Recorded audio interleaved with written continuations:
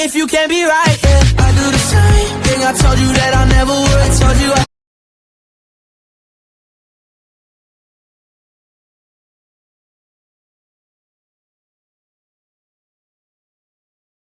It involves the identity of a certain skeleton that loves knocking around the old funny bone. Drumroll, please. That's right, Sans is none other than Big Skeleton from the 1992 Welsh cartoon, Funny Bones. But where is your concrete evidence? Concrete evidence? This is a YouTube video. Just believe everything I say or my fans will attack you. Oh, well, okay. Okay, so maybe we don't know the actual identity of our skeletal quipster. Unless, of course, his identity is none other than Sans the Skeleton. But what we do know is that there are some deep psychological problems or issues deep within the mind of this character. Namely, his depression. But in order to understand what exactly comes into play for Sans's character, we have to know what depression entails. So what is depression? Many people assume it just means being sad all the time, and while that may be a part of it, it is by far not the only piece of the puzzle. Taken directly from the National Institute of Mental Health, major depression is defined as severe symptoms of depression that interfere with your ability to work, sleep, study, eat, and enjoy life, which is a straightforward meaning. Now let's look at the symptoms. Persistent, sad, anxious, or empty feelings. Feelings of hopelessness or pessimism. Feelings of guilt, worthlessness, or helplessness. Irritability, restlessness. Loss of interest in activities or hobbies once pleasurable. Fatigue and decreased energy. Difficulty concentrating, remembering details, and making decisions. Insomnia, early morning wakefulness, or excessive sleeping, overeating or appetite loss, thoughts of suicide, suicide attempts, aches and pains, headaches, cramps, or digestive problems that do not ease, even with treatment. And some of us know these symptoms all too well. Though being a skeleton, digestive problems would be an interesting case. It's easy to see how these all fit into the way Sans reacts to decisions in the story. Sans is shown having a huge feeling of futility and hopelessness. His dialogue, especially in the genocide run, shows just how he feels things have been all for nothing. You can't understand how this feels, knowing that one day, without any warning, it's all going to be reset. Look, I gave up trying to go back a long time ago. And getting to the surface doesn't really appeal to me anymore either. 'Cause even if we do, we'll just end up right back here, without any memory of it, right? To be blunt, it makes it kind of hard to give it my all. Or is that just a poor excuse for being lazy? Hell if I know. And now I know you're all saying, well, we already knew that. And yes, that's because this is the most pertinent point of our Peksky Punster. But there are more clues to his depression. Such as him falling asleep while on his job, but even more so, falling asleep during the fight with him. While it could be argued that it's the fight wearing him down to exhaustion, he's certainly not working his fingers to the bone.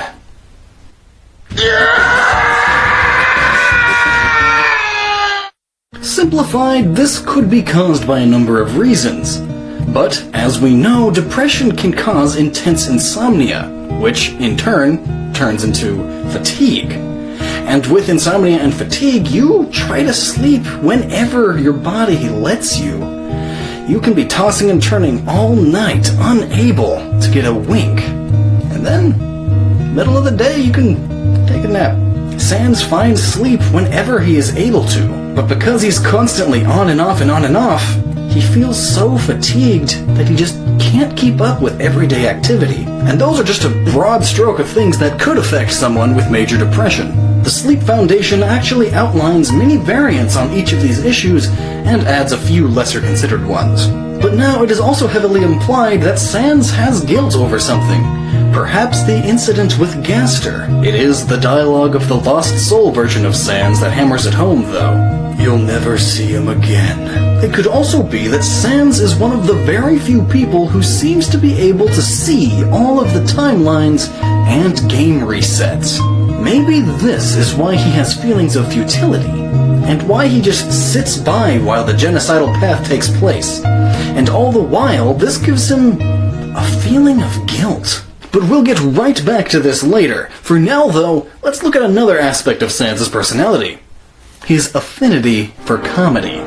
Sans wants to make people laugh and enjoy the life or lives that he can't. Humor has been well known as a shield against harsh realities. In fact, the term gallows humor describes just that. Sans is using something that we, as humans, use to deal with harsh anxiety. Sans' very design is even used to reflect his emotional state. His face, while wearing a skeletal grin, also resembles a mask.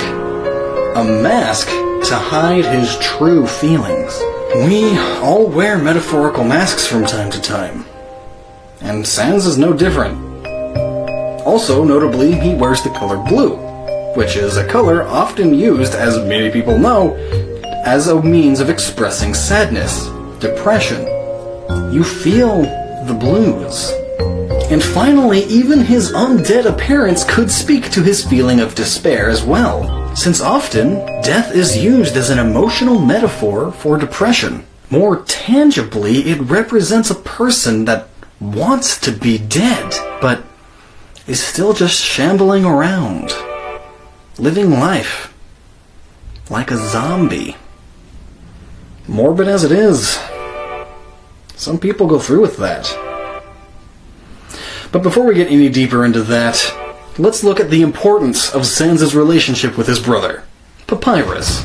To us, it seems Papyrus is an oblivious failure at catching humans, who also happens to be obsessed with spaghetti. Lots of spaghetti! And while there is much more to his character than that, the real importance is that he is Sans' anchor. Papyrus is the reason Sans is sticking around, because he cares so much for his brother that he can't completely detach from his life.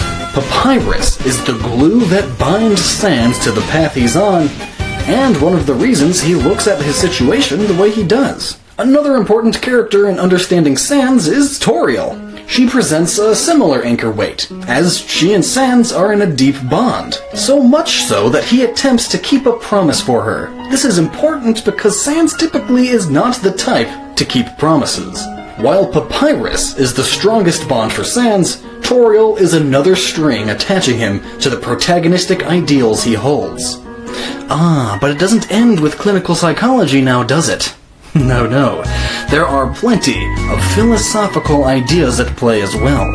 It has been suggested by many sources that Sans is philosophically in line with nihilism.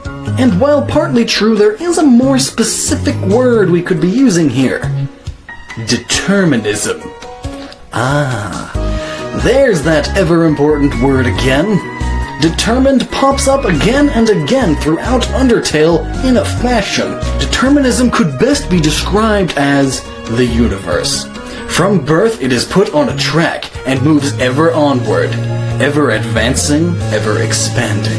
And now, what could be considered a universal birth in a video game? A reset.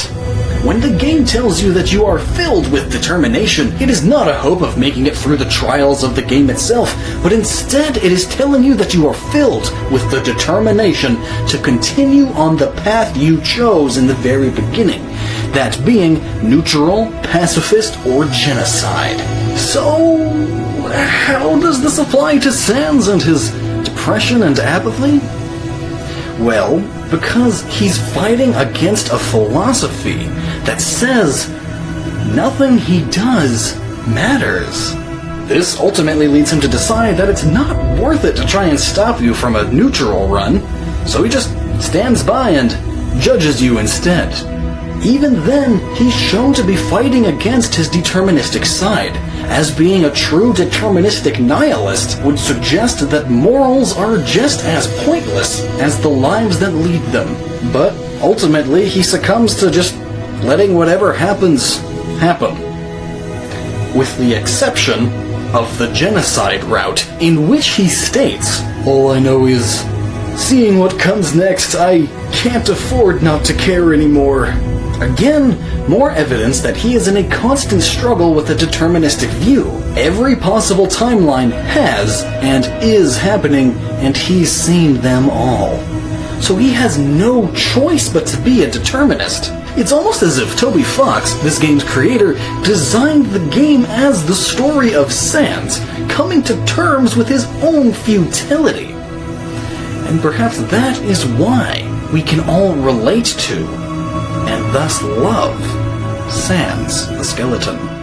We can all fall into periods of, "What's the point?" or "I don't care."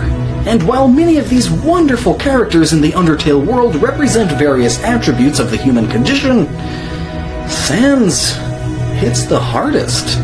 Depression, apathy, futility, and a constant struggle between giving up or standing up. But on the side of the true pacifist run, we get a new ending. This ending suggests that even Sans has the hope to be happy. Which means we do too.